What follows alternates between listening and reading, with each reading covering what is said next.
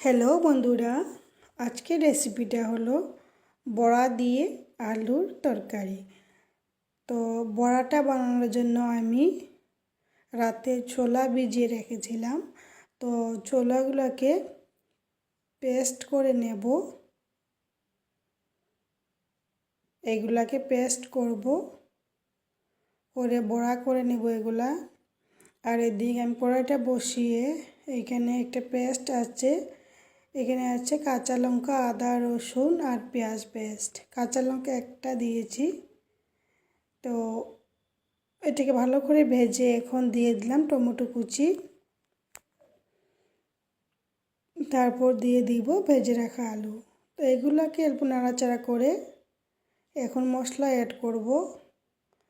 মশলাতে আছে জিরে গুঁড়ো, ধনে গুঁড়ো, হলুদ গুঁড়ো, কাশ্মীরি লঙ্কা গুঁড়ো আর দেব নুন, যেগুলো আমাদের ডেইলি ইউজ হয়।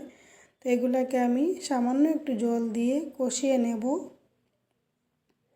এইভাবে ভালো করে কষিয়ে নেব।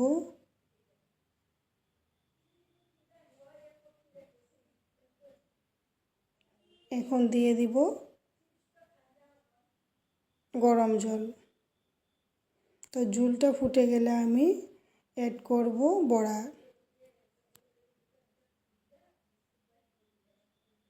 এটাকে আমি আরও 10 মিনিট রান্না করব।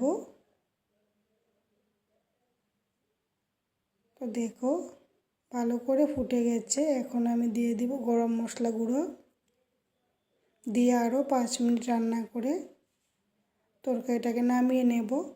তো দেখো তৈরি হয়ে গেল বড়া দিয়ে আলুর একটা রেসিপি। এই রেসিপিটা খেতে খুবই অসাধারণ হয়, খুবই টেস্ট হয় খেতে। তোমরা বাড়িতে ট্রাই করে দেখতে পারো। তো এই রেসিপিটা যদি ভালো লেগে থাকে লাইক কমেন্ট করবে। টাটা।